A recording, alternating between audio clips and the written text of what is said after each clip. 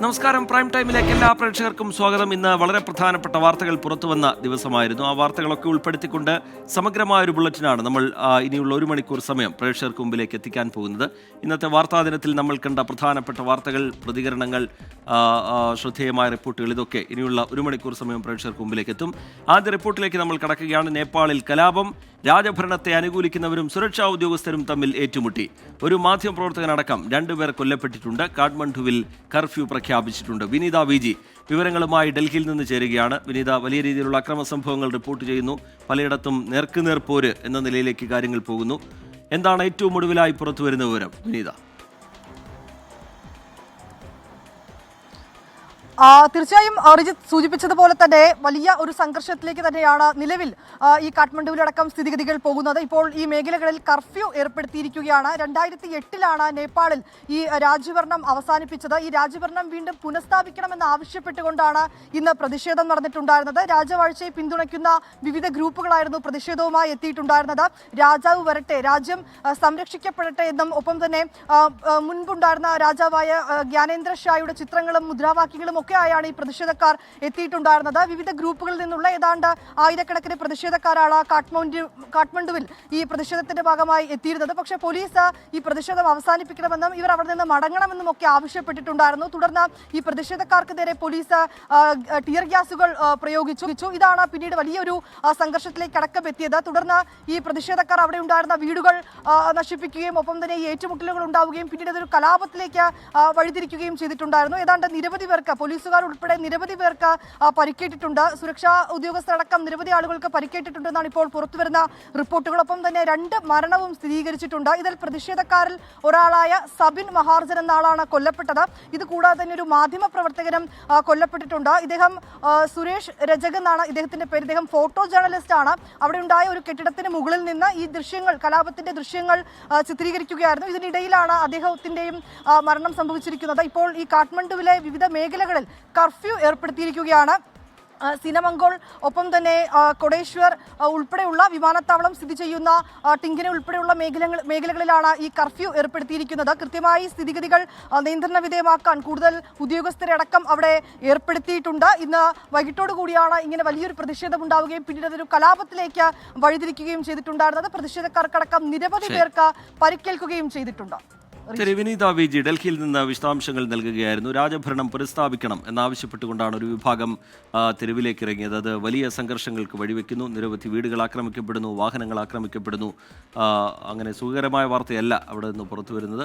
കാഠ്മണ്ഡുവിൽ കർഫ്യൂ പ്രഖ്യാപിച്ചിട്ടുണ്ട്. ഏറ്റവും പുതിയ വിവരങ്ങൾ, വിശദാംശങ്ങൾ പങ്കുവയ്ക്കുകയായിരുന്നു വിനീത വിജി ഡൽഹിയിൽ നിന്ന്. പാലക്കാട് വാണിയംകുളത്ത് സ്കൂൾ ചുറ്റുമതിലിനുള്ളിൽ അണലിയെയും 26 കുഞ്ഞുങ്ങളെയും കണ്ടെത്തി.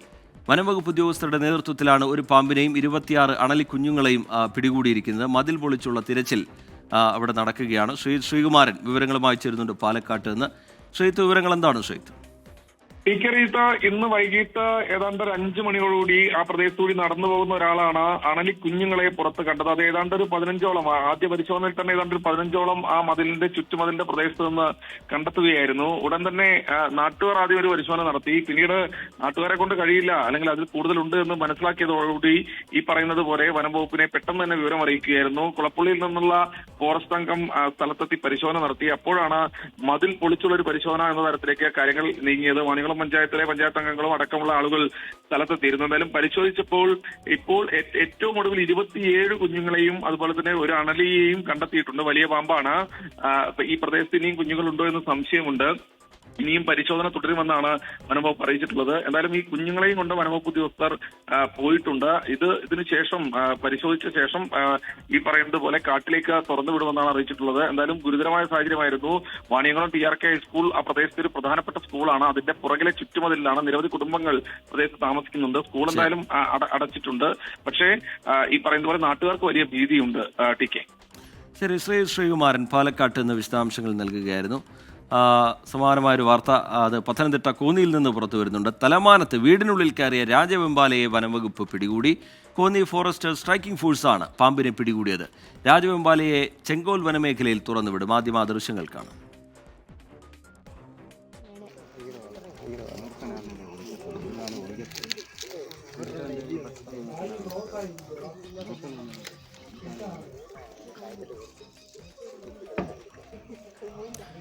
വി ജയശങ്കർ വിവരങ്ങളുമായി പത്തനംതിട്ടയിൽ നിന്ന് ചേരുന്നുണ്ട്. ജയശങ്കർ, വീടിനകത്ത് നിന്നാണ് രാജഗോപാലയെ പിടികൂടുന്നത്. ആരാണിത്? വീട്ടുകാരുടെ ശ്രദ്ധയിലാണ് പെട്ടത് എന്ന് മനസ്സിലാക്കുന്നത്. എന്താണ്, എങ്ങനെയാണ് ഇതിനെ പിടികൂടിയത്? തുടർന്നുള്ള നടപടികൾ ഇനി എങ്ങനെയാണ് ജയശങ്കർ? അതായത് റീജിത്ത്, കോന്നി തലമാനത്ത് വീടിനുള്ളിൽ വീട്ടുകാർ തന്നെയാണ് ഇത്തരത്തിലൊരു രാജഗോപാലയെ കണ്ടത്. ഉടൻ തന്നെ ഇവർ വനം വകുപ്പിനെ വിവരം അറിയിച്ചു. വനം വകുപ്പിന്റെ സ്ട്രൈക്കിംഗ് ഫോഴ്സ് എത്തിയാണ് ഈ രാജഗോപാലയെ സുരക്ഷിതമായി പിടികൂടിയത്. ഇതിനെ പിടികൂടുന്ന ദൗത്യം വളരെയധികം സാഹസികമായിരുന്നു. കാരണം വലിയ ആക്രമണ സ്വഭാവമുള്ളതാണ് ഈ രാജഗോപാൽ. അതുകൊണ്ട് തന്നെ വലിയ ജാഗ്രത പുലർത്തിക്കൊണ്ടാണ് ഇതിനെ ഇവർ പിടികൂടിയത്. വീട്ടിൽ വലിയ തോതിൽ ഭീതി സൃഷ്ടിച്ച നിലയിലായിരുന്നു ഈ രാജഗോപാല എന്നാണ് നമ്മൾ മനസ്സിലാക്കുന്നത്. എന്തായാലും ഈ പിടികൂടിയ രാജഗോപാലയെ ചെങ്കോൽ വനമേഖലയിൽ തുറന്നു വിടുമെന്നാണ് വനം വകുപ്പ് നിലവിൽ അറിയിച്ചിരിക്കുന്നത്. ശരി, വി ജയശങ്കർ പത്തനംതിട്ടയിൽ നിന്ന് വിവരങ്ങൾ നൽകുകയായിരുന്നു. മാസപ്പടി കേസിൽ വിജിലൻസ് വരില്ല.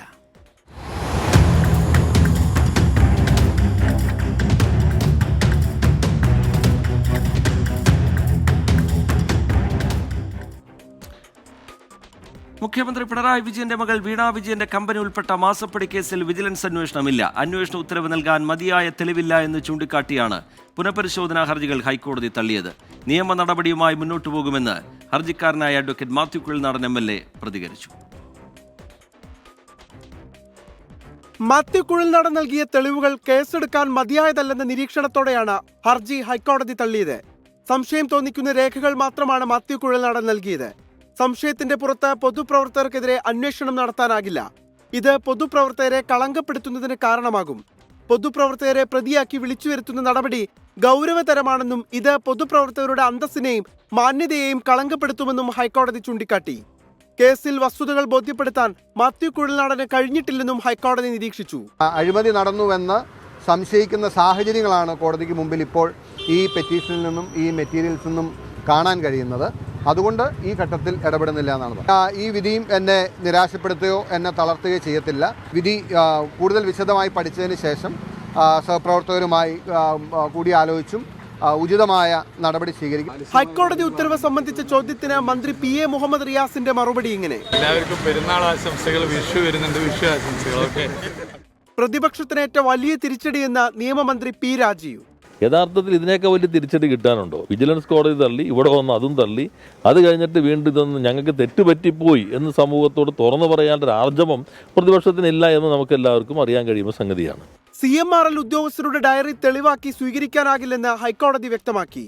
മാസപ്പടി വിവരങ്ങൾ തെളിവായി സ്വീകരിക്കാൻ കഴിയില്ലെന്നും പ്രഥമ ദൃഷ്ട്യാ തെളിവല്ലാത്ത രേഖകൾ കോടതിക്ക് കേസെടുക്കാനുള്ള തെളിവായി സ്വീകരിക്കാനാകില്ലെന്നും കോടതി ചൂണ്ടിക്കാട്ടി. വിശ്വാസ്യതയുള്ള രേഖകളുടെ അഭാവത്തിൽ മാസപ്പടി രേഖകൾ പരിഗണിക്കാനാവില്ലെന്നതാണ് കോടതി നിലപാട്. 24 കൊച്ചി. മാസപ്പടി കേസിൽ വിജിലൻസ് അന്വേഷണം തള്ളിയ ഹൈക്കോടതി വിധി CPIM-നും സർക്കാരിനും ഒരുപോലെ ആശ്വാസമാണ്. മഴവിൽ സഖ്യത്തിന്റെ ഒരു ആരോപണം കൂടി തകർന്ന് തരിപ്പണമായെന്ന് CPIM സംസ്ഥാന സെക്രട്ടറി MV ഗോവിന്ദൻ പ്രതികരിച്ചു. ഹൈക്കോടതി ഉത്തരവ് UDF-ന് തിരിച്ചടിയല്ല എന്നും ലാവ്ലിൻ കേസിന് സമാനമായ അനിശ്ചിതത്വം ഇതിലുമുണ്ടെന്നും പ്രതിപക്ഷ നേതാവ് VD സതീശൻ പ്രതികരിച്ചു. മുഖ്യമന്ത്രിയുടെ മകൾ വീണയുടെ കമ്പനി എക്സാലോജിക്കിന് കരിമണൽ കമ്പനിയായ CMRL സേവനമൊന്നും നൽകാതെ 1.72 കോടി രൂപ കൈമാറിയെന്ന ആദായനികുതി വകുപ്പിന്റെ കണ്ടെത്തൽ സർക്കാരിനെയും CPIM-നെയും പിടിച്ചുകുലുക്കിയ വിവാദമാണ്. ഈ വിവാദത്തിൽ വിജിലൻസ് അന്വേഷണം വേണ്ട എന്ന ഹൈക്കോടതി ഉത്തരവ് അതുകൊണ്ട് തന്നെ സർക്കാരിനും CPIM-നും ഏറെ ആശ്വാസം പകരുന്നു. പ്രത്യേകിച്ചും 2026 നിയമസ്വാതന്ത്ര്യം മുന്നിൽ കണ്ട് സർക്കാരിന്റെ 4ാം വാർഷികം ആഘോഷിക്കാൻ ഒരുങ്ങുമ്പോൾ ഹൈക്കോടതി ഉത്തരവ് CPIM-ന്റെയും സർക്കാരിന്റെയും പ്രചരണത്തിന് ശക്തി പകരും. രാഷ്ട്രീയപ്രേരിതമായ ആരോപണത്തിനേറ്റ തിരിച്ചടിയാണ് ഹൈക്കോടതി വിധിയെന്നാണ് CPIM-ന്റെ ആദ്യ പ്രതികരണം. കുഴൽനാടൻ്റെ ഉണ്ടയില്ലാത്ത വെടി ഹൈക്കോടതി തന്നെ അതിൻ്റെ കൃത്യമായ അർത്ഥത്തിൽ തള്ളിക്കളഞ്ഞിരിക്കുകയാണ്. മഴവിൽ സഖ്യത്തിൻ്റെ ഒരു ആരോപണവും കൂടി തകർന്ന് തരിപ്പണായിരിക്കുന്നു എന്നുള്ളതാണ് സത്യം. വിജിലൻസ് അന്വേഷണ ആവശ്യം ഹൈക്കോടതി തള്ളിയത് UDF-ന് തിരിച്ചടിയാണ്. മുഖ്യമന്ത്രിയെയും കുടുംബത്തെയും അനാവശ്യ ആരോപണം ഉന്നയിച്ച് അവഹേളിക്കാൻ ശ്രമിക്കുന്നുവെന്ന വിമർശനമാകും CPIM-ൽ നിന്ന് നേരിടേണ്ടി വരിക. എന്നാൽ ഹർജി രാഷ്ട്രീയപ്രേരിതമാണെന്ന വിജിലൻസ് കോടതിയുടെ പരാമർശം ഹൈക്കോടതി റദ്ദാക്കിയത് UDF-ന് ആശ്വാസകരമാണ്. എന്തായാലും ആ അക്കൗണ്ടിലേക്ക് പണം വന്നിട്ടുള്ളത് യാഥാർത്ഥ്യമാണ്. ഇത് നിയമപരമായ ലീഗലായിട്ടുള്ള പ്രശ്നമാണ്. വിജിലൻസ് കേസാണോ നിലനിൽക്കുന്നത്, അല്ലെങ്കിൽ മണി ലോണ്ടറിങ് ആക്ട് ആണോ PC ആക്ട് ആണോ നിലനിൽക്കുന്നത് എന്നുള്ളത് നിയമപരമായ പ്രശ്നം. 2021 ലോക്സഭാ തെരഞ്ഞെടുപ്പിന് മുമ്പ് മാസപ്പടി കേസിൽ കേന്ദ്ര കോർപ്പറേറ്റ് കാര്യ മന്ത്രാലയം പ്രഖ്യാപിച്ച SFI അന്വേഷണത്തിന്റെ റിപ്പോർട്ട് ഇതുവരെ പുറത്തു വന്നിട്ടില്ല. 24 തിരുവനന്തപുരം. വൻ ഭൂചലനത്തിൽ വിറങ്ങലിച്ച് മ്യാൻമറും തായ്ലൻഡും. രണ്ടിടത്തുമായി 100-ലധികം പേർ മരിച്ചു എന്നാണ് ഏറ്റവും ഒടുവിലായി പുറത്തുവന്ന റിപ്പോർട്ട്. ഇരു രാജ്യങ്ങളിലും അടിയന്തരാവസ്ഥ പ്രഖ്യാപിച്ചിട്ടുണ്ട്. ചൈനയിലും ഇന്ത്യയിലും പ്രകമ്പനം അനുഭവപ്പെട്ടു. ദുരന്തബാധിതർക്ക് വേണ്ടി പ്രാർത്ഥിക്കുന്നുവെന്ന് പ്രധാനമന്ത്രി നരേന്ദ്രമോദി എക്സിൽ കുറിച്ചു.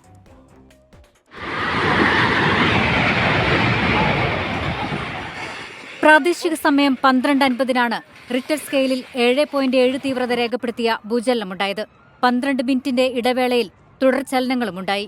മ്യാൻമറിന് 16 കിലോമീറ്റർ അകലെ സഗൈങ്ങാണ് പ്രഭവ കേന്ദ്രം. മ്യാൻമറിൽ നിന്ന് 900 കിലോമീറ്റർ അകലെയുള്ള ബാങ്കോക്കിലും ഭൂചലനമുണ്ടായി. ഭൂചലനത്തിൽ കൂറ്റൻ കെട്ടിടങ്ങൾ നിലംപതിച്ചു. ദേശീയപാതകൾ തകർന്നു. മ്യാൻമറിലെ രണ്ടാമത്തെ നഗരമായ മാൻഡിലെ തകർന്നടിഞ്ഞു. പ്രസിദ്ധമായ ആവാ പാലം ഇറവാടി നദിയിലേക്ക് തകർന്നു വീണു. 70 നിർമ്മാണ തൊഴിലാളികളെ കാണാതായതായി വിവരമുണ്ട്. നിരവധി പേർ കെട്ടിടാവശിഷ്ടങ്ങൾക്കുള്ളിൽ കുടുങ്ങിക്കിടക്കുന്നുവെന്നാണ് വിവരം. ഭൂചലനത്തെ തുടർന്ന് അടിയന്തര യോഗം വിളിച്ച മ്യാൻമാർ പ്രധാനമന്ത്രി സ്ഥിതിഗതികൾ വിലയിരുത്തി. രാജ്യം ഇതുവരെ നേരിടാത്ത പ്രതിസന്ധിയെ ശാന്തമായി നേരിടണമെന്ന് പ്രധാനമന്ത്രി പറഞ്ഞു. ബാങ്കോക്കിലും മ്യാൻമാറിലും അടിയന്തരാവസ്ഥ പ്രഖ്യാപിച്ചു. ബാങ്കോക്കിൽ ഓഹരി വിപണിയിലെ വ്യാപാരം നിർത്തി. മെട്രോ റെയിൽ സർവീസുകൾ റദ്ദാക്കി. ചൈനയിലും ഇന്ത്യയിലും ഭൂചലനത്തിന്റെ പ്രകമ്പനം അനുഭവപ്പെട്ടു. കൊൽക്കത്ത, ഇംഫാൽ, മേഘാലയയിലെ ഗാരോ കുന്നുകൾ, ബംഗ്ലാദേശ് എന്നിവിടങ്ങളിലും പ്രകമ്പനം അനുഭവപ്പെട്ടു. ദുരിതബാധിതർക്കായി പ്രാർത്ഥിക്കുന്നുവെന്നും എല്ലാ സഹായവും വാഗ്ദാനം ചെയ്യുന്നുവെന്നും പ്രധാനമന്ത്രി നരേന്ദ്രമോദി എക്സിൽ കുറിച്ചു. തായ്ലൻഡിലെ ഇന്ത്യൻ എംബസി ഹെൽപ്പ് ലൈൻ തുറന്നു. ഫ്രാൻസ്, യൂറോപ്യൻ യൂണിയനും ദുരിതബാധിത മേഖലകളിൽ സഹായം വാഗ്ദാനം ചെയ്തു. International desk 24. ബാങ്കോക്കിൽ നിന്ന് ബൈജു കൊട്ടാരക്കര കൂടുതൽ വിവരങ്ങളുമായി നമുക്കൊപ്പം ചേരുന്നുണ്ട്. ബൈജു കൊട്ടാരക്കര, വലിയ അപകടമാണ്, അപ്രതീക്ഷിതമായി എത്തിയ വലിയ ദുരന്തം. അതിൽ ഒരുപാട് മരണസംഖ്യ ഇപ്പോൾ റിപ്പോർട്ട് ചെയ്യുന്നു. 100-ലധികം പേർ 2 ഇടങ്ങളിലുമായി മരിച്ചു, 2 രാജ്യങ്ങളിലായി മരിച്ചു എന്നുള്ളതാണ് ഏറ്റവും ഒടുവിലായി പുറത്തു വന്ന കണക്ക്. എങ്ങനെയാണ് മ്യാൻമറിലെ സർക്കാർ സംവിധാനം ഇതിനെ അഭിമുഖീകരിക്കുന്നത്? അതിൽ ആക്ട് ചെയ്യുന്നത് എങ്ങനെയാണ്? രക്ഷാപ്രവർത്തനം ഏത് ഘട്ടത്തിലാണ്? ഈ കെട്ടിടങ്ങളൊക്കെ വലിയ രീതിയിൽ വലിയ കെട്ടിടങ്ങളൊക്കെ, വമ്പൻ കെട്ടിടങ്ങളൊക്കെ നിലംപതിക്കുന്നു, റോഡുകൾ തകരുന്നു, ആശുപത്രികളടക്കം തകർന്നിട്ടുണ്ട്. നിരവധി പേർ കെട്ടിടങ്ങൾക്കിടയിൽ കുടുങ്ങിക്കിടക്കുന്നതായി റിപ്പോർട്ടുകൾ പുറത്തു വരുന്നു. ഈ ഘട്ടത്തിൽ സർക്കാർ പ്രവർത്തിക്കുന്നത് എങ്ങനെ? ബൈജു കൊട്ടാരക്കര. റിജിത്തെ, ഇവിടെ ശരിക്കും മ്യാൻമറിലെ സാഗിങ് എന്ന സ്ഥലത്താണ് മാഗ്നിറ്റ്യൂഡ് 8.3 ആരംഭിച്ച ഭൂചലനം ഇന്ന് ഉച്ചയ്ക്ക് 12:12 ആരംഭിച്ചത്. പക്ഷെ അവിടെ നിന്ന് ഏതാണ്ട് 12 കിലോമീറ്റർ ദൂരമുള്ള ഒരു സ്ഥലമാണ്, ഈ ബാങ്കോക്കിന്റെ അതിർത്തിയോട് ചേർന്ന ഒരു സ്ഥലത്താണ് ആ കെട്ടിടം തകർന്നു വീണത്. ഏതാണ്ട് 30 നിലയോളമുള്ള ഒരു കെട്ടിടം അവിടെ തകർന്നു വീണത്. ഞാനിപ്പോൾ ഉള്ളത് ബാങ്കോക്കിലെ തന്നെ കിറ്റ്സുമിൻ എന്ന സ്ഥലത്താണ്. അത് നഗരത്തിനകത്ത് തന്നെയാണ്. ഇവിടെയെല്ലാം അതിന്റെ പ്രകമ്പനങ്ങൾ വന്നിരുന്നു ആ സമയം. പക്ഷേ റോഡിൽ നിന്ന് പുറത്തേക്ക് ഇറങ്ങാൻ പോലും വണ്ടികളുടെ തിങ്ങി വരവും അതുപോലെ തന്നെ വണ്ടികളുടെ നീണ്ട നിരയും ആ ട്രാഫിക് ബ്ലോക്കും ഏതാണ്ട് 10 മണിക്കൂറുകളോളമായിട്ടും ഇപ്പോഴും ബാങ്കോക്ക് സിറ്റിയിൽ നിന്ന് മാറിയിട്ടില്ല. ഏതാണ്ട് 17 മില്യണോളം ആളുകളാണ് ബാങ്കോക്കില് ഈ അപ്പാർട്ട്മെന്റുകളിൽ താമസിക്കുന്നത്. ഇവരെല്ലാവരും ഇവിടുത്തെ അടിയന്തരാവസ്ഥ പ്രഖ്യാപിച്ചതിനെ തുടർന്ന് ആളുകൾ മുഴുവൻ അപ്പാർട്ട്മെന്റുകൾ വിട്ടിറങ്ങി. റോഡില് നിലയുറപ്പിച്ചതിനാൽ വണ്ടികളൊന്നും പോകാനായിട്ട് സാധിക്കുന്നില്ല. ഞാനും എന്റെ ഒരു സുഹൃത്തും കൂടി ബാങ്കോക്കിൽ ഉണ്ടായിരുന്നു. ഞങ്ങൾ അവിടുന്ന് നടന്ന് ഹോട്ടലിലേക്ക് ഇപ്പൊ എത്തിയത് തന്നെ ഏതാണ്ട് 2.5 മണിക്കൂർ എടുത്താണ് നടന്നാണ് ഹോട്ടലിലേക്ക് എത്തിയത്. അത്രയ്ക്കും ദുരിതപൂർണമാണ് ഇവിടുത്തെ ഒരു അവസ്ഥ. അതായത് 70 പേര് ഇവിടെ കാണാനുണ്ട് എന്ന് പറഞ്ഞെങ്കിലും പക്ഷേ ഇവിടുത്തെ ലോക്കൽ ചാനലുകളും പ്രാദേശിക മാധ്യമങ്ങളും ഒക്കെ പറയുന്നത് ഏതാണ്ട് 400ഓളം മ്യാൻമറിലുള്ള, അതായത് ബർമയിലുള്ള ചില തൊഴിലാളികൾ വസിച്ചിരുന്ന ഏരിയയിലാണ് ഈ കെട്ടിടം തകർന്നു വീണതെന്നും അതേപോലെ ഇവിടെ ബാങ്കോക്കിൽ ഉണ്ടായിട്ടുള്ള അപകടങ്ങളും നാശനഷ്ടങ്ങളും ഏറ്റവും കൂടുതൽ ബാധിച്ചിട്ടുള്ളതും ബർമീസ് തൊഴിലാളികളെയാണെന്നുമാണ് അവർ പറയുന്നത്. കാരണം ബർമയിൽ നിന്നുള്ള തൊഴിലാളികളാണ് ഏറ്റവും കൂടുതൽ അവിടെ താമസിച്ചിരുന്നത്. ഏതാണ്ട് 7.7 മാഗ്നിറ്റ്യൂഡിലാണ് ബാങ്കോക്കിൽ ഇത് അനുഭവപ്പെട്ടത്. ഇവിടുത്തെ ബാങ്കോക്ക് സിറ്റിയിലുള്ള, അതായത് ഞാനൊക്കെ ഇരിക്കുന്ന ഹോട്ടലിന്റെ അടുത്തുള്ള ഒരു 60ഓളം നിലയുള്ള ഒരു ഹോട്ടലിന്റെ 60ാമത്തെ നിലയ്ക്ക് മുകളിൽ, അതായത് റൂഫ് ടോപ്പിലുള്ള സ്വിമ്മിംഗ് പൂളിൽ നിന്ന് അതിനകത്തെ വെള്ളം മുഴുവൻ റോഡിലേക്ക് ഒഴുകുന്ന കാഴ്ചയും ഒക്കെ ഇവിടെ ചാനലുകളിൽ ഇങ്ങനെ കാണിച്ചുകൊണ്ടേയിരിക്കുന്നു.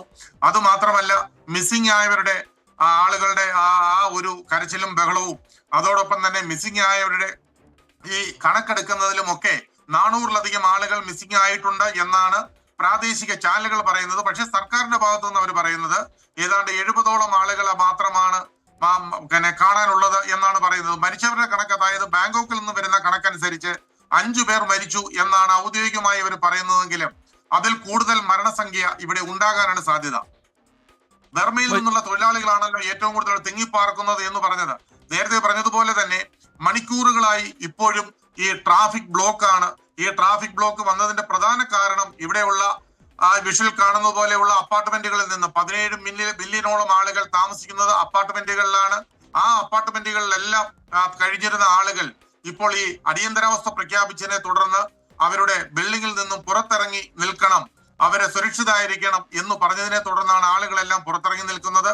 അങ്ങനെ ബാങ്കോക്ക് ഏതാണ്ട് മ്യാൻമറിൽ നിന്ന് 800-850 കിലോമീറ്ററുകൾ ദൂരത്തുള്ള ഈ ബാങ്കോക്ക് സിറ്റിയിലും അതിന്റെ പ്രകമ്പനം വളരെ ശക്തിയായി തന്നെ ഉണ്ടായി. അതിൽ മരണപ്പെട്ടവരുടെയും ബാക്കി ആശുപത്രിയിലായവരുടെയും പിന്നെ അവരുടെ കണക്കുകളൊക്കെ എടുത്തുകൊണ്ടിരിക്കുന്നേ ഉള്ളൂ. ഗവൺമെന്റ് വളരെ ശക്തമായാണ് അതിൽ ഇടപെടുന്നത്. ഇവിടുത്തെ പോലീസ് ആണെങ്കിലും ശരി, അതേപോലെ മിലിറ്ററി ഫോഴ്സ് ആണെങ്കിലും ഇവിടുത്തെ ആരോഗ്യ പ്രവർത്തകരാണെങ്കിലും ഒക്കെ ഇവിടെ മുഴുവൻ അങ്ങോട്ടേക്ക് കുതിച്ചിട്ടുണ്ട്. ഞാൻ നിൽക്കുന്ന സ്ഥലത്ത് നിന്ന് ഏതാണ്ട് 12ഓളം കിലോമീറ്റർ അകലെയാണ് ഈ അപകടം നടന്ന സ്ഥലം. അങ്ങോട്ടേക്ക് പോകാൻ ഒരു നിവൃത്തിയുമില്ല. കാരണം ഏതാണ്ട് 30-40 മൈലുകളോളം ഈ വാഹനങ്ങൾ മുഴുവൻ റോഡിൽ കുടുങ്ങിക്കിടക്കുന്നു. ഇന്ന് ഞാനും എയർപോർട്ടിൽ പോകേണ്ടതായിരുന്നു നാട്ടിലേക്ക് വരാൻ. പക്ഷേ പോകുന്ന വഴിക്ക് ഇത് ഉണ്ടായത് കൊണ്ട് ഒരു കാരണവശാലും വാഹനം 1 ഇഞ്ച് പോലും നീങ്ങാത്ത അവസ്ഥയുണ്ടായതുകൊണ്ട് തിരികെ പോരേണ്ടി വന്നു. അതും നേരത്തെ പറഞ്ഞതുപോലെ തന്നെ 2 മണിക്കൂറോളം എടുത്താണ് അവിടുന്ന് നടന്നാണ് താമസിച്ച ഹോട്ടലിലേക്ക് വന്നെത്തിയത്. പക്ഷെ അവരും ഇപ്പോഴും പല ആളുകളും റോഡിൽ തന്നെ നിൽക്കുന്നു. റോഡിൽ നിൽക്കുന്നത് കൊണ്ടാണ് ഈ ട്രാഫിക് ബ്ലോക്ക് വീണ്ടും കൂടി നിൽക്കുന്നത്. മരണസംഖ്യയും ഇനിയും ഒരുപാട് ഉയരാനാണ് സാധ്യതയെന്നാണ് ഗവൺമെന്റ് വൃത്തങ്ങളെ ഉദ്ധരിച്ച ആളുകൾ പറയുകയും ചെയ്യുന്നത്. ബൈജു കൊട്ടാരക്കര, ഈ നാശനഷ്ടത്തിന്റെ കണക്ക് അതൊക്കെ ശേഖരിച്ചു വരികയാണ്. ഈ ഘട്ടത്തിലുള്ള വിവരങ്ങളാണ് ലഭ്യമാകുന്നത്. ഇനിയും അതിൽ വളരെ വിശദമായ പരിശോധന നടക്കേണ്ടതുണ്ട്. ഇതിൽ ഒരേ സമയം നടക്കുന്ന രക്ഷാപ്രവർത്തനം, വിവിധയിടങ്ങളിലായി ഒരേ സമയം നടക്കുന്ന രക്ഷാപ്രവർത്തനം എന്നുള്ളത് കൊണ്ട് ആ രക്ഷാപ്രവർത്തനത്തിന് ഒരുപാട് വെല്ലുവിളികളും മുമ്പിലുണ്ട് എന്നുള്ള കാര്യം നമുക്കറിയാം. ഒരുപാട് പേർക്ക് പരിക്കേറ്റിട്ടുണ്ട്. ഇവരെയൊക്കെ ആശുപത്രികളിലേക്ക് മാറ്റാൻ, അവർക്ക് വേണ്ട ചികിത്സ ഉറപ്പാക്കാനൊക്കെയുള്ള സംവിധാനങ്ങൾ അതൊക്കെ ഈ ഭൂകമ്പത്തിൽ തകർന്നു പോയിട്ടുണ്ട്. അതിനൊക്കെ ഒരു ബദൽ സംവിധാനം എന്നുള്ള നിലയിലും ഈ ആളുകളെ സുരക്ഷിതമായി മാറ്റിപ്പാർപ്പിക്കുന്ന നിലയിലേക്കുമൊക്കെ അവിടുത്തെ ഭരണകൂടം വളരെ കൃത്യമായി ആക്ട് ചെയ്യുന്നുണ്ടോ ഈ ഘട്ടത്തിൽ? ബൈജു കൊട്ടാരക്കര. തീർച്ചയായിട്ടും ഭരണകൂടം വളരെ ശക്തമായി തന്നെ ഈ കാര്യങ്ങൾ ഇടപെടുന്നു. പക്ഷെ അവർക്കുള്ള ഏക വെല്ലുവിളി എന്ന് പറയുന്നത് ഈ അപകടം നടന്ന സ്ഥലം എന്ന് പറയുന്നത് കുറച്ചുകൂടെ റൂറൽ ഏരിയ എന്ന് തന്നെ വേണമെങ്കിൽ പറയാം. അതായത് ബാങ്കോക്ക് നഗരത്തിൽ നിന്ന് കുറേയധികം ദൂരമുണ്ട് സ്ഥലത്തിലേക്ക് പോകാൻ. പക്ഷെ അതുകൊണ്ട് ഈ വാഹനങ്ങൾക്ക്, ഔദ്യോഗിക വാഹനങ്ങൾക്ക്, ഇപ്പൊ ഫയർ എഞ്ചിൻ ആണെങ്കിലും ശരി, പോലീസിനാണെങ്കിലും ആരോഗ്യ പ്രവർത്തകർക്കാണെങ്കിലും ഒക്കെ അങ്ങോട്ടേക്ക് എത്തിപ്പെടാൻ സാധിക്കുന്നില്ല എന്നുള്ളതാണ് സത്യം. കാരണം ഈ റോഡ് അത്രയ്ക്കും ബ്ലോക്കാണ്. 20-30 കിലോമീറ്ററുകൾ അകലെ വരെ ഇങ്ങനെ റോഡ് തിങ്ങി നിറഞ്ഞ് ഒരു വണ്ടിക്കും 1 ഇഞ്ച് പോലും അനങ്ങാൻ പറ്റാതെ ഏതാണ്ട് 12-13 മണിക്കൂറുകളായിട്ട് ഇങ്ങനെ അത്രയും ജാമായി കിടക്കുകയാണ് റോഡില്. പിന്നെ ഏക മാർഗം എന്ന് പറയുന്നത് ഹെലികോപ്റ്റർ വഴി അവർക്ക് സഹായം എത്തിക്കുക, അവരെ ആശുപത്രിയിലേക്ക് കൊണ്ടുപോവുക എന്നുള്ളത് മാത്രമാണ്. മ്യാൻമറിലെ കാര്യങ്ങളാണെങ്കിൽ മ്യാൻമറിൽ ഒരുപാട് മരണം ഇപ്പോൾ റിപ്പോർട്ട് ചെയ്യുന്നു. അവിടെ പിന്നെ ആശുപത്രിയിൽ പ്രവേശിപ്പിക്കുന്ന ആളുകളുടെ എണ്ണം ഒരുപാട് അടിക്കടി കൂടുന്നതായിട്ടാണ് പ്രാദേശിക പത്രങ്ങളും ഒക്കെ ഇവിടെ ന്യൂസ് ചാനലുകളും ഒക്കെ ഇവിടെ റിപ്പോർട്ട് ചെയ്യുന്നത്. ബാങ്കോക്കിലാണെങ്കിലും അത് തന്നെയാണ് സ്ഥിതി. ബാങ്കോക്ക് നഗരത്തെ കിടുകിട വിറപ്പിച്ചുകൊണ്ടാണ് സത്യത്തിൽ ഇന്ന് ഈ പിന്നെ ഭൂചലനം ഇവിടെ ഉണ്ടായത്. ബാങ്കോക്കിലെ ട്രെയിൻ നിർത്തി, ഒരു ട്രെയിനുകളും ഓടുന്നില്ല, മെട്രോകൾ നിർത്തി. അതുകൊണ്ട് ജനങ്ങൾക്ക് മെട്രോയിലും ട്രെയിനിലും കയറി അടുത്തടുത്ത സ്ഥലങ്ങളിലേക്ക് പോകാനുള്ള ബുദ്ധിമുട്ട്. പല സ്ഥലങ്ങളിലേക്കും ബസ് റൂട്ടുകൾ, അവരെ ബസ്സുകൾ പോകാൻ റോഡ് പ്രതിനിധി ബൈജു കൊട്ടാരക്കര ബാങ്കോക്കിൽ നിന്നുള്ള വിവരങ്ങൾ പങ്കുവെക്കുകയായിരുന്നു. എന്തായാലും വലിയ ദുരന്തമാണ് ഉണ്ടായിരിക്കുന്നത്. ഇരു രാജ്യങ്ങളിലായി 100-ലധികം പേർ മരിച്ചു എന്നുള്ളതാണ് ഇപ്പോൾ പുറത്തു വന്നിരിക്കുന്ന കണക്ക്. ഉറപ്പായും മരണസംഖ്യ അതിനേക്കാൾ കൂടും എന്നുള്ള കാര്യം വ്യക്തമാവുന്നുണ്ട്. കാരണം ഒരുപാട് പേർക്ക് ഗുരുതരമായി പരിക്കേറ്റിട്ടുണ്ട്. ഒരുപാട് പേർ ഇപ്പോഴും കെട്ടിടങ്ങൾക്കടിയിൽ, തകർന്നു വീണ കെട്ടിടങ്ങൾക്കടിയിൽ കുടുങ്ങിക്കിടക്കുന്നുണ്ട് എന്ന തരത്തിലുള്ള വിവരങ്ങളും പുറത്തു വരുന്നുണ്ട്. ബൈജു കൊട്ടാരക്കര ബാങ്കോക്കിൽ നിന്ന് വിശദാംശങ്ങൾ പങ്കുവെക്കുകയായിരുന്നു. ആശാ വർക്കേഴ്സിന്റെ ഓണറേറിയത്തിനായി പ്രത്യേക ഫണ്ട് നൽകുന്നില്ല എന്ന് കേന്ദ്ര സർക്കാർ. ആരോഗ്യമേഖലയുടെ ശാക്തീകരണത്തിനായാണ് ഫണ്ട് അനുവദിക്കുന്നത്. അനുവദിക്കുന്ന ഫണ്ട് സംസ്ഥാന സർക്കാരിന്റെ മുൻഗണനയനുസരിച്ച് വിനിയോഗിക്കാമെന്നും കേന്ദ്ര ആരോഗ്യവകുപ്പ് സഹമന്ത്രി പ്രതാപ് റാവു ജാവദ് പറഞ്ഞു. ബൽറാം നെടുങ്ങാടി വിവരങ്ങളുമായി ചേരുന്നുണ്ട് ഡൽഹിയിൽ നിന്ന്. ബൽറാം, കേന്ദ്രം ഇതിൽ നിലപാടറിയിക്കുന്നത് എങ്ങനെയാണ്? ബൽറാം.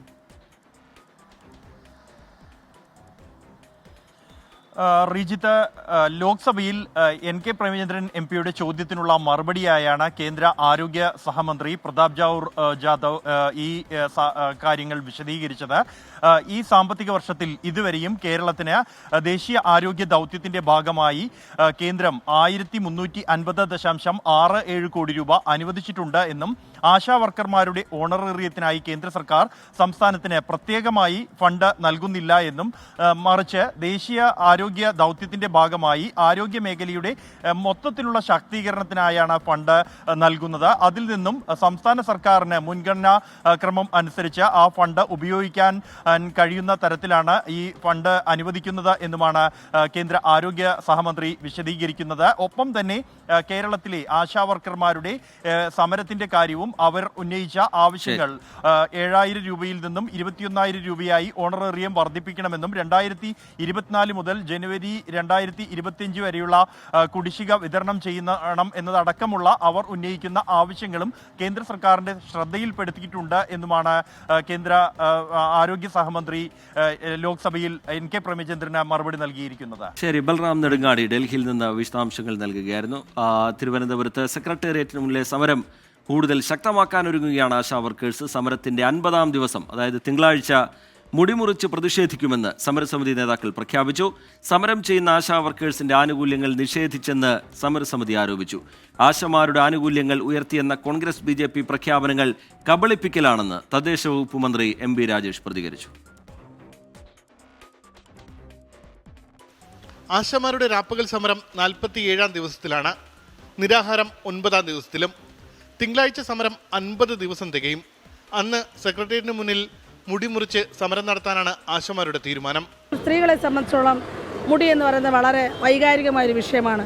പക്ഷേ ഞങ്ങൾക്ക് വേറെ മാർഗ്ഗമുണ്ട്. ഞങ്ങൾക്ക് ഗവൺമെൻറ്റിനെ ഇവിടെ പ്രതിഷേധിക്കുക എന്ന് പറഞ്ഞാൽ കല്ലെറിയാനോ കത്തിക്കാനോ ഒന്നും ഞങ്ങൾ ഉദ്ദേശിക്കുന്നില്ല. അതുകൊണ്ട് ഞങ്ങൾ അതും ഒരു സ്വയം പീഡ എന്നുള്ള നിലയ്ക്ക് ഞങ്ങൾ മുടി മുറിച്ചുകൊണ്ട് പ്രതിഷേധിക്കുകയാണ്. കോൺഗ്രസ് BJP ഉൾപ്പെടെ ഭരിക്കുന്ന നിരവധി തദ്ദേശ സ്ഥാപനങ്ങൾ ആശമാർക്ക് കൂടുതൽ ആനുകൂല്യം നൽകുമെന്ന് പ്രഖ്യാപിച്ചു. എന്നാൽ പ്രഖ്യാപനങ്ങൾ പ്രായോഗികമായി നടപ്പാക്കാൻ കഴിയില്ലെന്ന് മന്ത്രി MB രാജേഷ്. സർക്കാർ കൊടുക്കില്ല എന്നുള്ളതല്ല പ്രശ്നം. സാധാരണഗതിയിൽ അത് സാധ്യമാവില്ല എന്നുള്ളതാണ്. ഓണറേറിയം മാത്രം മതി എന്ന ആവശ്യം ഉയർത്തിക്കൊണ്ടുള്ള ഒരു സമരം എങ്ങനെയാണോ ആശാ വർക്കർമാരെ വഞ്ചിക്കുന്നത് അതുപോലെ വഞ്ചിക്കുന്നൊരു തട്ടിപ്പാണ് ഇപ്പോൾ UDFും BJPയും ഒക്കെ പ്രഖ്യാപിച്ചിട്ടുള്ള ഈ വർധനവ്. നിരാഹാര സമരം ആരംഭിച്ച ശേഷം സർക്കാർ സമരക്കാരെ ഇതുവരെ ചർച്ചയ്ക്ക് ക്ഷണിച്ചിട്ടില്ല. സമരം ചെയ്യുന്നവർക്ക് ഫെബ്രുവരി മാസത്തെ ആനുകൂല്യങ്ങൾ പ്രതികാര നടപടിയുടെ ഭാഗമായി നിഷേധിച്ചെന്നും ആരോപണമുണ്ട്. സമരത്തിന് പിന്തുണയുമായി വിവിധ ജില്ലകളിൽ കളക്ടറേറ്റ് മാർച്ച് നടത്തി. 24 തിരുവനന്തപുരം.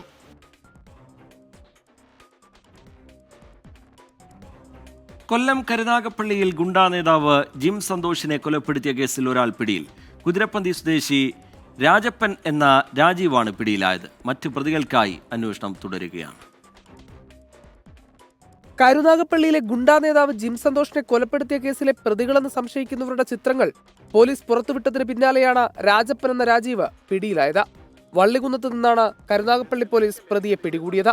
ജിം സന്തോഷിനെ കൊലപ്പെടുത്തും മുമ്പ് വീട്ടിലേക്ക് തോട്ടയെറിഞ്ഞ് ഭീകരാന്തരീക്ഷം സൃഷ്ടിച്ചത് രാജീവാണെന്നാണ് പോലീസ് സംശയിക്കുന്നത്. ഇയാളെ ചോദ്യം ചെയ്തതിലൂടെ മറ്റു പ്രതികളെ സംബന്ധിച്ചുള്ള കൂടുതൽ വിവരങ്ങൾ ലഭ്യമായെന്നാണ് സൂചന. ആക്രമണത്തിൽ പരുക്കേറ്റ അരീറിന്റെ മൊഴിയാണ് പ്രതികളിലേക്കെത്താൻ നിർണായകമായത്. കൃത്യത്തിന് വാഹനം വിട്ടു നൽകിയ കുക്കു എന്ന മനുവിനെ പോലീസ് നേരത്തെ കസ്റ്റഡിയിലെടുത്തിരുന്നു. ഇയാളെ ചോദ്യം ചെയ്തതിൽ നിന്നും നിർണായക വിവരങ്ങൾ ലഭിച്ചു. മറ്റു പ്രതികൾ ഓച്ചിറയിലും കരുനാഗപ്പള്ളിയിലുമായി ഒളിവിൽ കഴിയുകയാണെന്ന് വിവരം. രാജീവിനെ കൂടാതെ അലുവാദുൽ, പങ്കജ്, പ്യാരി, മൈന എന്ന ഹരി എന്നിവരാണ് കേസിലെ മറ്റു പ്രതികളെന്നാണ് പോലീസ് പറയുന്നത്. ഇവരുടെ ചിത്രങ്ങളാണ് നേരത്തെ പോലീസ് പുറത്തുവിട്ടത്. 24 കൊല്ലം. ഏറ്റവും ഒടുവിലായി പുറത്തുവരുന്ന ചില വാർത്തകൾ കൂടി വളരെ വേഗത്തിൽ പ്രേക്ഷകരെ അറിയിക്കാം. അത് ഒന്ന് ഇടുക്കിയിൽ നിന്നാണ്. ഇടുക്കി ഗജനാപ്പാറ അരമനപ്പാറ എസ്റ്റേറ്റിൽ നിന്ന് നവജാത ശിശുവിൻ്റെ മൃതദേഹം കണ്ടെത്തിയ സംഭവം കൊലപാതകമാണ് എന്ന് സ്ഥിരീകരിക്കുന്നുണ്ട് പോലീസ്. കുഞ്ഞിനെ കൊലപ്പെടുത്തിയ കുഞ്ഞിൻ്റെ അമ്മ ജാർഖണ്ഡ് സ്വദേശിയായ പൂനം സോറൻ്റെ അറസ്റ്റ് രേഖപ്പെടുത്തിയിരിക്കുന്നു എന്നുള്ളതാണ്. മറ്റൊന്ന്, പോലീസിന് നേരെ വീണ്ടും ആക്രമണം ഉണ്ടായിരിക്കുന്നു. തിരുവനന്തപുരത്തു നിന്നുള്ള വാർത്തയാണ്. വാഹന പരിശോധനയ്ക്കിടയിൽ പോലീസിനെ ഇടിച്ച് വാഹനം കടന്നു കളഞ്ഞിട്ടുണ്ട്. വിഴിഞ്ഞത്ത് വെച്ചാണ് ഈ സംഭവം ഉണ്ടായിരിക്കുന്നത്. ഒരു പോലീസ് ഉദ്യോഗസ്ഥന് പരിക്കേറ്റിട്ടുണ്ട്. ഈ വാഹനം കണ്ടെത്താനുള്ള ശ്രമം പോലീസിൻ്റെ ഭാഗത്തു നിന്ന് ഉണ്ടാവുന്നുണ്ട്. അടുത്ത റിപ്പോർട്ടിലേക്ക് നമ്മൾ കടക്കുന്നു. ചെറുപ്പത്തിൽ ലൈംഗികാതിക്രമം നേരിട്ടിട്ടുണ്ടെന്ന് നടി വരലക്ഷ്മി ശരത് കുമാർ കുറച്ചുപേർ ചേർന്ന് ലൈംഗികമായി ഉപദ്രവിച്ചു. ഒരു റിയാലിറ്റി ഷോയിലാണ് താരത്തിന്റെ വെളിപ്പെടുത്തൽ. മത്സരാർത്ഥി താൻ നേരിട്ട അനുഭവം പറഞ്ഞപ്പോഴായിരുന്നു വരലക്ഷ്മി തനിക്ക് നേരിട്ട ദുരനുഭവം തുറന്നു പറഞ്ഞത്. മുഹമ്മദ് റഹീസ് വിവരങ്ങളുമായി ചേരുന്നുണ്ട് ചെന്നൈയിൽ നിന്ന്. റഹീസ്, വിവരങ്ങൾ എന്താണ് റഹീസ്? റീജിത്തെ ഞെട്ടിപ്പിക്കുന്ന ഒരു വെളിപ്പെടുത്തലാണ് ഇപ്പോൾ വരലക്ഷ്മി ശരത് കുമാർ നടത്തിയിരിക്കുന്നത്. നമുക്ക് എല്ലാവർക്കും സുപരിചിതയായിട്ടുള്ള നടിയാണ്. വളരെ ചെറുപ്പത്തിൽ തന്നെ ലൈംഗികാതിക്രമം നേരിട്ടുണ്ടെന്നാണ് വരലക്ഷ്മി ശരത് കുമാർ പറയുന്നത്. കുറച്ചുപേർ ചേർന്ന് ലൈംഗികമായി തന്നെ ഉപദ്രവിച്ചു. ഒരു റിയാലിറ്റി ഷോയിൽ വെച്ചിട്ടായിരുന്നു വരലക്ഷ്മിയുടെ ഈ ഒരു തുറന്നു പറച്ചിൽ. ചെറുപ്പകാലത്ത് തന്റെ അച്ഛനും അമ്മയും ഒക്കെ സ്ഥിരമായി വീട്ടിലുണ്ടാകുമായിരുന്നില്ല. അപ്പോൾ പലപ്പോഴും പല ബന്ധുക്കളെയും സുഹൃത്തുക്കളെയും ഒക്കെ ഏറ്റിട്ടാണ് ഇവർ പോകുന്നത് കുഞ്ഞിനെ. അപ്പോൾ വരലക്ഷ്മിക്ക് ഒരു സംഘം ചേർന്നുകൊണ്ട് ലൈംഗികമായി 5-6 പേരുണ്ടായിരുന്നു. അവരൊന്നും കൃത്യമായി താനിപ്പോൾ ഓർക്കുന്നു പോലുമില്ല. അപ്പോൾ അവർ തന്നെ ലൈംഗികമായി ഉപദ്രവിച്ചു എന്ന് നടി പറയുന്നുണ്ട്. ഒരു മത്സരാർത്ഥി ഫ്ലോറിൽ വന്ന് തന്റെ ദുരനുഭവം പങ്കുവെക്കുന്നതിനിടയിലാണ് കരഞ്ഞുകൊണ്ട് വരലക്ഷ്മി ഈ ഒരു അനുഭവം പങ്കുവെക്കുന്നത്. തനിക്ക് പെൺമക്കളില്ല, പക്ഷേ എല്ലാ പെൺകുട്ടികളെയും താൻ ഗുഡ് ടച്ചും ബാഡ് ടച്ചും പറഞ്ഞു മനസ്സിലാക്കി കൊടുക്കാറുണ്ട്. ചെറുപ്പത്തിലുണ്ടായ ഈ അനുഭവം തന്റെ മനസ്സിൽ അതുപോലെ തന്നെ കിടപ്പുണ്ട്. അതുകൊണ്ടാണ് താൻ ഇത് പറഞ്ഞു കൊടുക്കുന്നത്. അപ്പോൾ മത്സരാർത്ഥിയെ ആശ്വസിപ്പിച്ചുകൊണ്ട് ഇതൊക്കെ അതിവേഗം മറക്കേണ്ടതാണ്, ഓരോന്നും ജീവിതത്തിലെ പാഠങ്ങളാണ് എന്നുകൂടി നടി പറഞ്ഞു വെക്കുന്നുണ്ട്. എന്തായാലും പുറത്തിറങ്ങിയ ശേഷം ഇതിനെപ്പറ്റി ഒരു പ്രതികരണവും ഇതുവരെ നടത്തിയിട്ടില്ല. പക്ഷേ ആ വേദിയിൽ വെച്ച് നടത്തിയ പ്രതികരണം ഞെട്ടിക്കുന്നതായിരുന്നു. റീച്ച്. ശരി, മുഹമ്മദ് റഹീസ് ചെന്നൈയിൽ നിന്ന് വിശദാംശങ്ങൾ പങ്കുവയ്ക്കുകയായിരുന്നു. ഒരു റിയാലിറ്റി ഷോക്കിടയിലാണ് ചെറുപ്പകാലത്ത് തനിക്ക് നേരിട്ട ദുരനുഭവം വരലക്ഷ്മി ശരത് കുമാർ തുറന്നു പറയുന്നത്. വലിയ രീതിയിൽ ചർച്ചയാവുന്നുണ്ട്. ഇപ്പോൾ തൊഴിലുറപ്പ് തൊഴിലാളികളുടെ വേതനം 7 മുതൽ 26 രൂപ വരെ കൂട്ടി കേന്ദ്ര സർക്കാർ. കേരളത്തിലെ തൊഴിലാളികളുടെ പ്രതിദിന വേതനം 23 രൂപ വർദ്ധിപ്പിച്ചു. കേന്ദ്ര സർക്കാർ ജീവനക്കാരുടെ ക്ഷാമബത്ത 2% വർദ്ധിപ്പിക്കാൻ കേന്ദ്ര മന്ത്രിസഭായോഗം തീരുമാനിച്ചു. 2025-26 സാമ്പത്തിക വർഷത്തേക്ക് മഹാത്മാഗാന്ധി ദേശീയ ഗ്രാമീണ തൊഴിലുറപ്പ് പദ്ധതി പ്രകാരമുള്ള വേതനം 2 മുതൽ 7% വരെയാണ് വർദ്ധിപ്പിച്ചത്. വിവിധ സംസ്ഥാനങ്ങളിലായി തൊഴിലുറപ്പ് തൊഴിലാളികളുടെ പ്രതിദിന വേതനം 7 മുതൽ 26 രൂപ വരെ കൂട്ടി. കേരളത്തിൽ 23 രൂപയാണ് വർദ്ധിപ്പിച്ചത്. ഇതോടെ കേരളത്തിലെ തൊഴിലുറപ്പ് തൊഴിലാളികളുടെ പ്രതിദിന വേതനം 346 രൂപയിൽ നിന്ന് 369 രൂപയാകും. ഹരിയാനയിലാണ് ഏറ്റവും കൂടുതൽ വേതന വർധന, 26 രൂപയാണ് കൂട്ടിയത്. ഇതോടെ ഹരിയാനയിൽ തൊഴിലുറപ്പ് തൊഴിലാളികൾക്ക് പ്രതിദിനം 400 രൂപ ലഭിക്കും. ആന്ധ്രാപ്രദേശ്, അരുണാചൽ പ്രദേശ്, അസം, നാഗാലാൻഡ്, തെലങ്കാന എന്നീ 5 സംസ്ഥാനങ്ങളിൽ 7 രൂപയാണ് കൂട്ടിയത്. ഏപ്രിൽ 1 മുതൽ പുതിയ വേതന നിരക്ക് പ്രാബല്യത്തിൽ വരും. കേന്ദ്ര സർക്കാർ ജീവനക്കാരുടെ ക്ഷാമബത്തയും വർദ്ധിപ്പിച്ചു. 2% കേന്ദ്ര സർക്കാർ വർദ്ധിപ്പിച്ചത്. അടുത്ത ജനുവരി 1 മുതൽ വർധന പ്രാബല്യത്തിൽ വരും. 24 ഡൽഹി. അക്രമത്തിനും ലഹരിക്കുമെതിരെ 24ന്റെ ജനകീയ പ്രതിരോധ യാത്ര തുടരുകയാണ്. ജനഹൃദയങ്ങൾ കീഴടക്കി SKN40. VPS Lakeshore presents SKN40, presented by VPS Lakeshore, co-presented by Lulu Group India, Ujala Fabric Conditioner, co-powered by MyG Future, Xylem Learning App, Indian Institute of Commerce, Lakshya, celebrating partners, Joya Lucas, Jain Deemed to be University, Kochi, Crown Plaza, Kochi, VKC Dibon, Swayamvara Silks, NIMS, a unit of NI Educational Trust, MGM Educational Institutions, Medimix, Rich Max Finvest, Region Care, Benny's Royal Tours Private Limited, G-Tech Computer Education, Milma, New Rajasthan Marbles.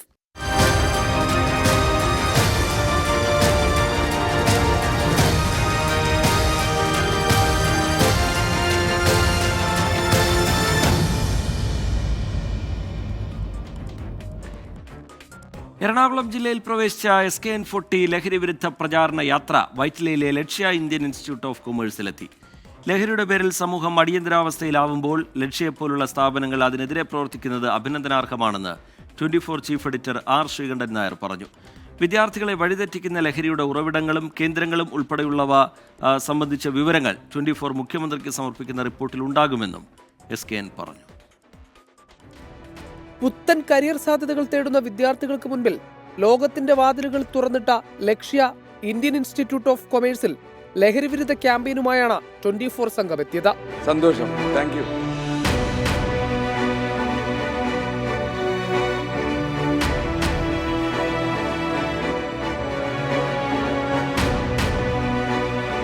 മാരകലഹരികൾ സമൂഹത്തിൽ കൊലപാതകത്തിന്റെ തോത് വർദ്ധിപ്പിക്കുന്നുവെന്നും ചെറിയ കുട്ടികൾ പോലും ലഹരിക്ക് അടിമകളാകുന്നുവെന്നും ഇതിനെതിരെ സമൂഹമൊന്നാകെ ഉണർന്നു പ്രവർത്തിക്കേണ്ട സമയം അതിക്രമിച്ചുവെന്നും 24 chief editor R Sreekandan Nair. ലഹരി കലർത്തിയാണ് ഇവർ വിതരണം ചെയ്യുക. അത് 4-5 തവണ കഴിച്ചു കഴിഞ്ഞാൽ നമ്മൾ ഇയാളെ അന്വേഷിച്ച് അങ്ങോട്ട് പോകും. അത്ര അഡിക്ഷനാണ് ഈ മിഠായി നമ്മളിൽ ഉണ്ടാക്കുന്നത്. അപ്പോൾ മാത്രമല്ല, അപരിചിതനായ ഒരാൾ നിങ്ങളെ പരിചയപ്പെടാൻ വന്നാൽ നിങ്ങൾ അയാളെ ആട്ടി തിരിച്ചയക്കണം. അയാളോട് സംസാരിക്കേണ്ട ഒരാവശ്യവും നിങ്ങൾക്കില്ല.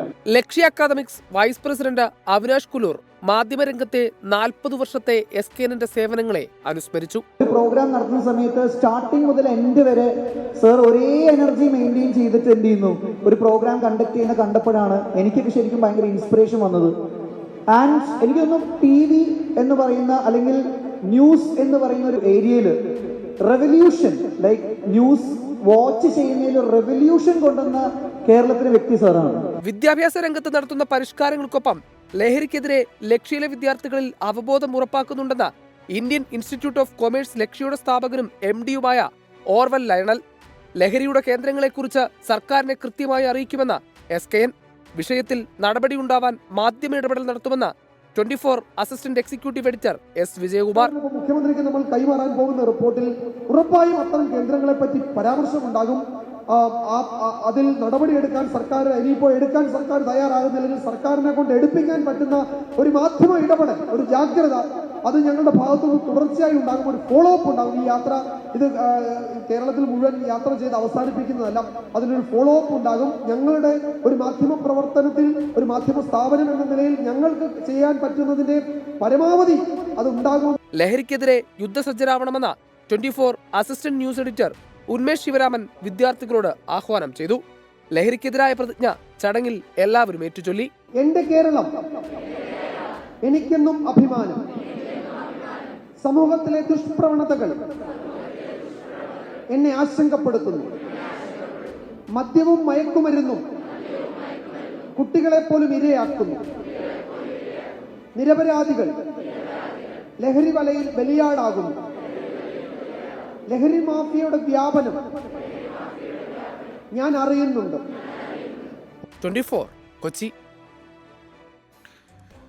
ലഹരിക്കും അക്രമത്തിനുമെതിരെ 24 chief editor R Sreekandan Nair നടത്തുന്ന കേരള യാത്രയുടെ പൂർണ്ണരൂപം പ്രേക്ഷകർക്ക് കാണാം. 24ന്റെ SKN40 എന്ന കവറുള്ള യൂട്യൂബ് പേജിലും സോഷ്യൽ മീഡിയ പേജുകളിലും അത് ലഭ്യമാണ്. പ്രേക്ഷകർക്ക് ആ പേജുകൾ ഉപയോഗപ്പെടുത്താം. നോക്കാം കാലാവസ്ഥാ റിപ്പോർട്ട്. ഇപ്പോഴത്തെ കാലാവസ്ഥ സമർപ്പിക്കുന്നത് Berger paints 100 years of trust.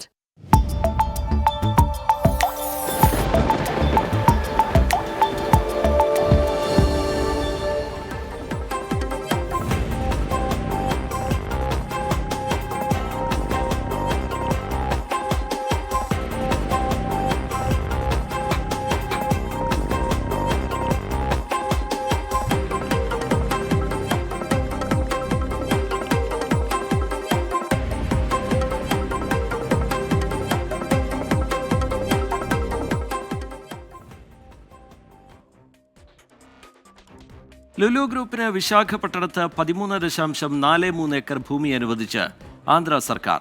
വിശാഖപട്ടണത്ത് പൊതു സ്വകാര്യ പങ്കാളിത്ത മാതൃകയിൽ നിർമ്മിക്കുന്ന ഷോപ്പിംഗ് മാളിനായാണ് 99 വർഷത്തേക്ക് ലുലുവിന് ഭൂമി കൈമാറാൻ സംസ്ഥാന സർക്കാർ ഉത്തരവിറക്കിയത്.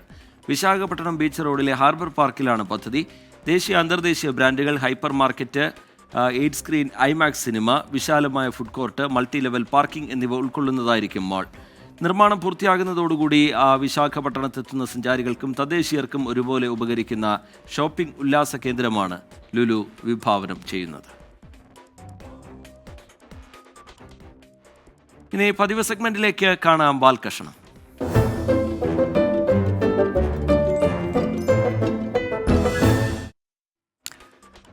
മാസപ്പടി കേസിൽ വിജിലൻസ് അന്വേഷണം ആവശ്യപ്പെട്ട മാത്യു കുഴൽനാടന്റെ ഹർജി ഹൈക്കോടതി തള്ളിയിരിക്കുന്നു. നിയമപോരാട്ടം തുടരും എന്നാണ് മാത്യു കുഴൽനാടന്റെ പ്രതികരണം. തെളിവിനായി ഇനി എന്തൊക്കെ രേഖകൾ മാത്യു കുഴൽനാടൻ തിരയേണ്ടി വരും? കാണാം M. അഫ്സൽ തയ്യാറാക്കിയ വാൽകഷണം. വിഷു വരുന്നുണ്ട്, വിഷു ആശംസകൾ. ഓക്കെ. വിഷു ആയിട്ടില്ലല്ലോ, പിന്നെ ഇപ്പൊ മന്ത്രി ആർക്കാണ് ഈ ആശംസ കൊടുക്കണേ? നല്ല അടിയാണ്. അടിയോ? ആർക്കെ അടി കിട്ടി? കുടനാടന് 3 പ്രാവശ്യമായി പേരടിക്ക് അടി കിട്ടുകയാണ്. പെരടിക്കൊക്കെ 3 വട്ടം കിട്ടിയ പിന്നെ ആ മനുഷ്യന്റെ അവസ്ഥ പറയാണ്ടോ? പൊളിഞ്ഞു.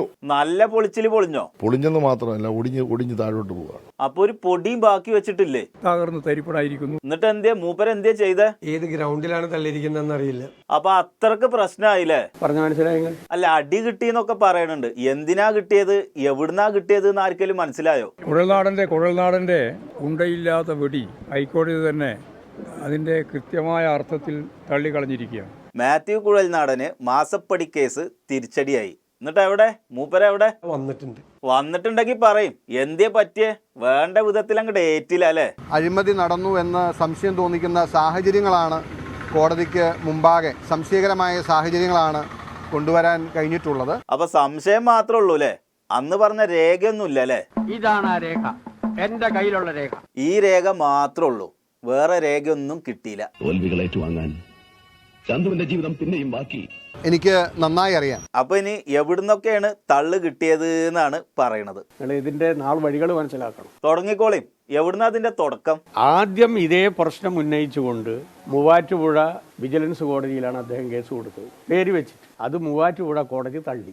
മൂവാറ്റുപുഴന്ന് ആദ്യത്തെ തള്ളു കിട്ടി. പിന്നെ ഒരു വേഷപ്രച്ഛന്നനായി അദ്ദേഹം തിരുവനന്തപുരം വിജിലൻസ് കോടതിയിൽ വേറൊരാളെ കൊണ്ട് കൊടുപ്പിച്ചു. അതായത് തള്ളു കിട്ടുകയാണെങ്കിൽ വേറെ ആർക്കെങ്കിലും കിട്ടട്ടെ എന്ന് വിചാരിച്ച് പുറകിൽ നിന്ന് ഒന്ന് കൊടുത്തു നോക്കി. തിരുവനന്തപുരം വിജിലൻസ് കോടതി തള്ളി. തിരുവനന്തപുരത്ത് നിന്ന് രണ്ടാമത്തെ തള്ളും കിട്ടി. അപ്പോ ഞാൻ പറഞ്ഞു, ഇതിന്റെ പിന്നിൽ വേഷപ്രച്ഛന്നനായി വന്ന കുഴൽനാടനാണുള്ളത്. പിന്നെ നേരിട്ട് തന്നെ തള്ളു വാങ്ങാന്ന് വിചാരിച്ചു. അപ്പൊ പിന്നെ അയാൾ നേരിട്ട് രംഗത്ത് വന്ന് തിരുവനന്തപുരം ബഹുമാനപ്പെട്ട ഹൈക്കോടതിയുടെ മുമ്പാകെ അപ്പീൽ കൊടുത്തു, റിവിഷനാണ്. അങ്ങനെ മൂന്നാമത്തെ തള്ളും കിട്ടി. ഇപ്പൊ അതും തള്ളി. പക്ഷെ തള്ളു വാങ്ങാന് മൂപ്പര് ഇനി റെഡി അത്ര. ഈ വിധിയും എന്നെ നിരാശപ്പെടുത്തുകയോ എന്നെ തളർത്തുകയോ ചെയ്യത്തില്ല. അല്ല, അപ്പൊ നിരാശപ്പെടാന് നിങ്ങൾ മാത്രമേ ഉള്ളോ? അന്ന് പത്രസമ്മേളനമൊക്കെ നടത്തിയവരൊക്കെ എവിടെ? എനിക്ക് വിശദാംശങ്ങൾ അറിയില്ല. ഞങ്ങളുടെ പ്രതിപക്ഷ നേതാവ് ഇങ്ങനെ അല്ലല്ലോ. ഇത് അതല്ല. ഇപ്പൊ കറക്റ്റ്. അല്ല, മൂപ്പർക്ക് ഇതിനെക്കുറിച്ച് അറിയാതിരിക്കാൻ വഴിയില്ലേ? അദ്ദേഹം ഈ കേസ് പഠിക്കാതിരിക്കില്ല. പഠിച്ചിരുന്നു, നല്ലോണം പഠിച്ച് പത്രസമ്മേളനം നടത്തി അതൊക്കെ പറയാൻ ചെയ്തിരുന്നു. ഈ 2 സ്റ്റാറ്റ്യൂട്ടറി അതോറിറ്റിയുടെ ഫൈൻഡിംഗ് ആണ് ഇല്ലീഗൽ ആയിട്ടുള്ള, നിയമവിരുദ്ധമായിട്ടുള്ള മണി ട്രാൻസ്ഫർ ആണ് ഈ അക്കൗണ്ടിലേക്ക് നടന്നിരിക്കുന്നത്. പക്ഷെ ഇപ്പോ മൂപ്പർക്ക് അതൊന്നും ഓർമ്മയില്ലത്രേ. ഇത് അതല്ല. ഇനി ഇരുന്ന് പഠിക്കണത്രേ വല്ലതും പറയണമെങ്കിൽ. ഇപ്പൊ പറയുന്നത് ഇത് വിജിലൻസ് കേസാണോ അല്ല prevention of money laundering act പ്രകാരമാണോ, അതൊന്നും എനിക്കിപ്പോ അറിയില്ല. അപ്പൊ നിങ്ങൾ കേട്ടില്ലേ, അത് ഇതല്ലത്രേ. ഇത് അതല്ല. എന്തൊരു അവകാശമാണ്. അപ്പൊ ഇതേപോലെ ഇനി തള്ളു കിട്ടാല്ലേ വേറെ വല്ല വഴി ഉണ്ടോ? പോരാട്ടം തുടരും. അപ്പൊ ഈ കിട്ടിയ തള്ളൊന്നും പോരാല്ലേ? അതൊരു പ്രത്യേക മാനസികാവസ്ഥയിലുള്ള ഒരു രോഗം, അതിന് നമ്മൾ ചികിത്സയില്ല. ഇനിയും പോരാടാന് ഇപ്പൊ കിട്ടാത്ത രേഖക്ക് മാത്യു കുഴൽനാടന് എന്തൊക്കെ ചെയ്യുന്നു കാത്തിരുന്ന് കാണാം.